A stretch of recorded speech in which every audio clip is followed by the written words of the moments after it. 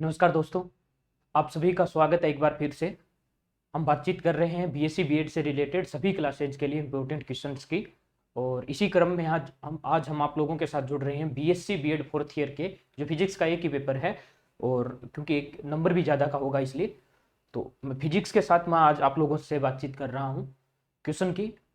तो शायद पहले 2 यूनिट हम लोगों ने डाल दी है, आप लोगों तक आराम से पहुंच गई होगी। हमें ऐसी उम्मीद है कि आप लोगों ने बहुत अच्छे से उनको तैयार कर लिया है। भाई एग्जाम अब आप लोगों के स्टार्ट हो चुके हैं और मुझे उम्मीद है हमारे द्वारा ये जो कोशिश की जा रही है इसका आपको ज़्यादा से ज़्यादा फायदा मिलेगा और आप भी इसका भरपूर फायदा उठा रहे होंगे। आज हम क्या करेंगे कि बीएससी बीएड फोर्थ ईयर है, उसके स्टूडेंट कुछ ज़्यादा कॉन्टेक्ट में है और लगातार उनके मैसेज आ रहे हैं, सर जल्दी करो जल्दी करो। तो आज मेरी कोशिश ये है कि पहली दोनों यूनिट मैंने एक साथ डाल दी थी और बाकी बची हुई तीनों यूनिट मैं आज ही डाल दूंगा एक ही साथ, ताकि आप लोगों के सारे जो क्वेश्चन हैं फिजिक्स के वो दो ही वीडियो में एक साथ आ जाए। हाँ, हालांकि हम बातचीत यूनिट वाइज ही कर रहे होंगे। जिस यूनिट की बात कर रहे होंगे, यूनिट जैसे थर्ड है तो थर्ड के डाल देंगे, फिर फोर्थ के, अलग अलग यूनिट की बात यूनिट के वाइज ही करेंगे। ऐसा नहीं कि सब एक साथ मैंने कर दिया है, यूनिट के अकॉर्डिंग ही कर रहे होंगे, लेकिन तीनों यूनिट में आज ही एक साथ डाल देता हूँ। तो आप 5-7 मिनट ज़्यादा आप लोगों को लग सकते हैं, तो आराम से इस चीज़ को देखिए और इन्जॉय कीजिए। बाकी अदर सब्जेक्ट हैं, उम्मीद है आप लोगों को मिलने स्टार्ट हो गए होंगे जो वीडियोज हैं आप लोगों को। तो आप ज़्यादा से ज़्यादा संख्या में सपोर्ट कीजिए, शेयर कीजिए और देखते रहिए। और अब हम डायरेक्ट जुड़ते हैं। आज मैं पहले बता देता हूँ आप लोगों को, तीनों यूनिट में एक साथ ही डाल रहा हूँ, ताकि आप लोगों का काम, एक पहले दो वीडियो जो मैंने डाला है उसमें 2 यूनिट एक साथ डाल दी थी, और आज को जो वीडियो उसमें तीनों यूनिट एक साथ, तो 2 वीडियो में आपकी 500 यूनिट आ जाएंगी। और जितने क्वेश्चन डाले हैं कम से कम इतने क्वेश्चन को बहुत अच्छे से आप लोग तैयार कर लीजिए। उम्मीद है मुझे बहुत अच्छी आप लोगों की हेल्प होगी इससे। चलिए हम बातचीत करते हैं अब बीएससी बीएड फोर्थ ईयर, और ये यूनिट नंबर है 3। यूनिट नंबर 3 की हम पहले बातचीत कर रहे हैं, उसके बाद 4 नंबर और 5 नंबर यूनिट मैंने पहले डाल दी थी। ये 3 नंबर है, 1 नंबर और 2 नंबर जस्ट मैं इसी के साथ डाल दूंगा एक साथ ही। 3 नंबर जो यूनिट है वो आप लोगों की है त्वरित्र से रिलेटेड, त्वरित्र और सूचक जो होते हैं उनसे रिलेटेड है। तो मेनली इसमें ज्यादातर त्वरित्र के क्वेश्चन, आप एक त्वरित्र को तैयार कर लीजिए, आप लोगों के मोस्टली क्वेश्चन इससे मिल जाएंगे। 2 चैप्टर हैं, मैं आप लोगों को इसलिए बता रहा हूँ, बाकी जितने क्वेश्चन मैंने इसमें डाले हैं वो सारे के सारे इसमें से। देखो 3-4 त्वरित्र हैं जो मेनली आप लोगों को याद रखने। पहला क्वेश्चन है इसमें, बीटाट्रॉन का सिद्धांत आप लोगों को बताना है, किस सिद्धांत पर कार्य करता है। साइक्लोट्रॉन की आवर्ती का जो फॉर्मूला आता है उसको बताना है, और गाइगर मुल्लर में विश्रांति काल का मान ज्ञात करना है। ये काल है विश्रांति काल, ठीक है। तो ये 3 क्वेश्चन है, बीटाट्रॉन का सिद्धांत आप लोगों को बताना है, और साइक्लोट्रॉन की आवर्ती बतानी है, और गाइगर मुल्लर के लिए आप लोगों को विश्रांति काल का मान ज्ञात करना है। तो ये 3 क्वेश्चन आप लोग अच्छे से इनको तैयार कर लीजिए, और बाकी हम नेक्स्ट बात करते हैं इसमें।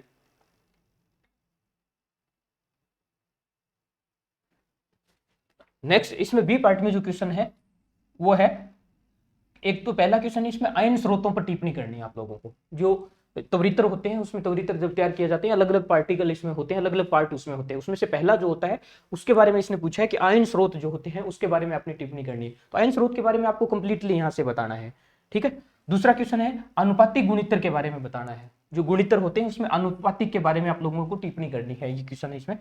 अब तीसरे क्वेश्चन में मैंने 2 त्वरित्र डाले हैं, ठीक है, सिंकोसाइक्लोट्रॉन और बीटाट्रॉन, ठीक है। ये जो साइक्लोट्रॉन वगैरह है या त्वरित्र वगैरह है उनकी छोटी चीजें हैं, जैसे सिद्धांत है, आवर्ती है, जो फॉर्मूला आता है, वो अन्य चीजें आप लोगों से अलग अलग पूछी जा सकती हैं। और यहां त्वरित्र इन दोनों का क्या करना है, आप लोगों को कंप्लीटली वर्णन करना है। एक रेखीय जो त्वरित्र होता है उसको भी आप लोग अच्छे से तैयार कर लेना। तो ये 2 त्वरित्र मैंने इसमें डाले हैं, मुझे ये इंपॉर्टेंट लगे हैं, लगभग एक जैसे हैं ये। तो एक पढ़ लोगे आप लोग अच्छे से तो थोड़ा वो चेंज आता है उसमें, जैसे किसकी जो कमी रह जाती है वो दूसरे में कंप्लीट करने की कोशिश की जाती है। जैसे कोई प्रोटॉन के लिए कार्य कर रहा होता है तो चाहे इलेक्ट्रॉन के लिए कार्य कर रहा होता है, उन चीजों को कंप्लीट करने की कोशिश की गई है। इस यूनिट में सी पार्ट को लेकर के 2 क्वेश्चन है, वांडेग्राफ त्वरित्र के बारे में बताया है, और गाइगर मुल्लर गुणित्र के बारे में। यहां से आप लोगों को देखो, एक ये क्वेश्चन यहां भी आ गया, ये क्वेश्चन यहां भी आ गया। तो मेरी ये है कि इस त्वरित्र और ये गाइगर मुल्लर जो है,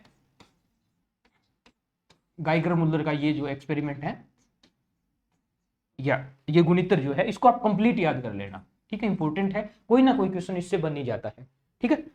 चलिए बात करते हैं नेक्स्ट यूनिट की, तब तक आप लोग इसका स्क्रीनशॉट वगैरह ले लीजिए। जो क्वेश्चन अगर आप लोग नहीं लिख रहे हो तो एक साथ, आपके साथ आ जाएंगे। नेक्स्ट यूनिट की, तब तक आप लोग इसका स्क्रीनशॉट वगैरह ले लीजिए, जो क्वेश्चन अगर आप लोग नहीं लिख रहे हो तो एक साथ आपके साथ आ जाएंगे। 2 क्वेश्चन है, 2 त्वरित्र, 2 गाइगर मुल्लर, 2 गाइगर मुल्लर का ये जो एक्सपेरिमेंट है या गुणित्र, तो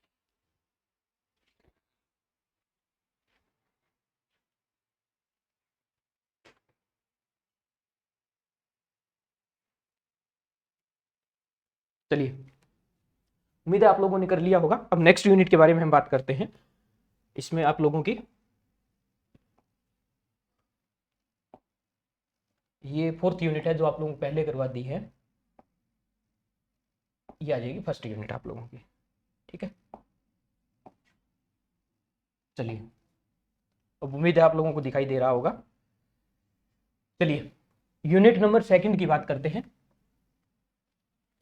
त्वरित्र वगैरह है, तो उसमें अगर आप लोग मान लो चैप्टर वाइज याद करना चाहते हो तो त्वरित्र को कंप्लीट याद कर लेना आप लोग, ठीक है। त्वरित्र में से ज्यादातर क्वेश्चन आपके त्वरित्र से पूछा जाता है। मैंने आपको बताया था कि उसमें 2 चैप्टर है, एक त्वरित्र और एक सहसूचक। तो सहसूचक आप लोग 1-2 क्वेश्चन याद कर लोगे तब भी उससे काम चल जाएगा, लेकिन त्वरित्र कंप्लीट याद कर लेना। और इजी चैप्टर है त्वरित्र वाला, आप लोग पहले भी पढ़ चुके हैं। साइक्लोट्रॉन है, रेखीय त्वरित्र है, या बीटाट्रॉन है, ये वगैरह आप लोग पहले से पढ़ चुके हैं। इनका सिद्धांत और नॉर्मली जो फॉर्मूले आते हैं उनको डायरेक्ट याद भी रखना है, क्योंकि ए पार्ट में भी इस चीज की चीजें पूछी जा सकती हैं। चलिए, अब फर्स्ट यूनिट की बात करते हैं। इसमें फर्स्ट और सेकंड यूनिट में दोनों साथ के साथ अभी डाल रहा हूं, ताकि आप लोगों को वेट ना करना पड़े, आप लोग तैयार भी कर लो इसको। पहला क्वेश्चन है, इसमें हुंड का नियम लिखना है आप लोगों को, ठीक है। दूसरा है वर्ण या सिलेक्शन रूल लिखना है। आप स्पेक्ट्रोस्कोपी वगैरह से रिलेटेड जो चीजें इसमें पूछते हो, इसमें काफी बार पूछा जाता है, ठीक है। तो इसमें ये जरूर याद कर लेना आप लोग। नहीं मिले इसकी डेफिनेशन वगैरह तो मैं कोशिश करूंगा आप लोगों को प्रोवाइड करवा दी जाए, नहीं मिल रही है तो मैसेज कर देना, हम लोग इसको आंसर भी दे देंगे। एक जे से युग्मन क्या होता है इसके बारे में आप लोगों को लिखनी है। तो ये 3 क्वेश्चन इस यूनिट से मैंने डाले हैं। हुंड का नियम क्या है, वर्ण विनियम क्या है, और जे से युग्मन क्या है, ठीक है। ये पार्ट ए में 3 क्वेश्चन आ जाएंगे। और पार्ट बी में क्या है, जो पार्ट बी है, इस पार्ट बी में भी 3 क्वेश्चन डाले हैं। पहला क्वेश्चन है जीमान प्रभाव या जीमान विपाटन क्या है। ये इंपॉर्टेंट है, आप लोग इसको जरूर तैयार कर लेना। जीमान प्रभाव या जीमान विपाटन क्या है, इस चीज के बारे में काफी बार पूछा जाता है। ये है फ्रैंक हर्टज का प्रयोग पूछा है, एक्सपेरिमेंट पूछा है आप लोगों को, तो पूरा लिखना है। इसमें बी सेक्शन का पार्ट है, और बी सेक्शन वाला जो पार्ट है वो आप लोग अच्छे से तैयार इसलिए कर लीजिएगा कि बी सेक्शन का क्वेश्चन सी में भी पूछा जा सकता है कई बार। यही है, सेम क्वेश्चन सी सेक्शन में भी डाल दिया जाता है कई बार, वही क्वेश्चन बी में होता है। और नेक्स्ट आप लोगों का एक एक्सपेरिमेंट और है स्टर्न गरलेक, जो आप लोगों के से एक्सपेरिमेंट पूछा गया है। तो इसमें से ये क्वेश्चन आप लोग जरूर याद कर लेना। जीमान विपाटन या जीमान प्रभाव क्या है, इस चीज के बारे में व्याख्या करनी है, ठीक है। चलिए, नेक्स्ट अगर सी पार्ट के बारे में हम बातचीत करें तो सी पार्ट में पहला है स्पेक्ट्रा ऑफ हाइड्रोजन। हाइड्रोजन का स्पेक्ट्रा पूछा है आप लोगों को, कंप्लीट वर्णन करना है हाइड्रोजन के लिए स्पेक्ट्रा का। नेक्स्ट क्वेश्चन है, ये अलग अलग SPDF, ये उपकोष की बात कर रहा है। State of hydrogen like atom spectrum, ये क्वेश्चन है कि एटम स्पेक्ट्रम की व्याख्या करनी है हाइड्रोजन के लिए, S, P, D और F उपकोष जो होते हैं उनके लिए। तो ये क्वेश्चन है, तो दोनों लगभग हाइड्रोजन स्पेक्ट्रा से रिलेटेड क्वेश्चन है। तो स्पेक्ट्रोस्कोपी से रिलेटेड आप लोगों से में इसमें ये क्वेश्चन है। चलिए, हो गया ये। तो ये जो पार्ट है ये यूनिट नंबर 1 का है, आप लोगों का 1 नंबर यूनिट है, और इसमें आप लोग कंप्लीट इसको देख लीजिए, उसके बाद हम नेक्स्ट यूनिट की तरफ बढ़ रहे होंगे, ठीक है। तो आप लोगों की वैसे 4 यूनिट हो गई, पहले दोनों मैंने अलग से डाल दी है, 2 अभी तक अगर आप वीडियो आप लोगों ने देखा है तो मैंने यूनिट नंबर 3 जो त्वरित्र है, तो 3 नंबर 4 नंबर और 5 नंबर यूनिट इसकी बहुत ईजी है, जो मैंने सबसे पहले डाल दी है। ये भी कोई ज्यादा टफ नहीं है, हालांकि स्पेक्ट्रा वगैरह जो है आप लोग केमिस्ट्री में भी पढ़ते हो, उसी से रिलेटेड ये जो है यूनिट है। चलिए, नेक्स्ट यूनिट की बात करते हैं हम लोग, आप लोगों का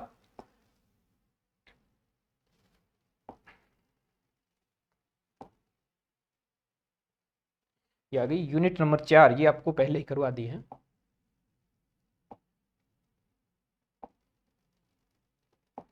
ये आ गई यूनिट नंबर 2। चलिए, यूनिट नंबर 2 की बातचीत कर लेते हैं, और ये आप लोगों की लास्ट यूनिट है। इससे पहले जो है वो मैंने चारों यूनिट बता दी है, क्योंकि 4th ईयर का एक ही पेपर होना है फिजिक्स का, तो नंबर ज्यादा का होगा, ऐसा नहीं कि जो फर्स्ट ईयर और सेकंड ईयर उतना ही आ रहा होगा। तो बी सेक्शन में आप लोगों को एक की जगह 2-2 क्वेश्चन मिल रहे होंगे।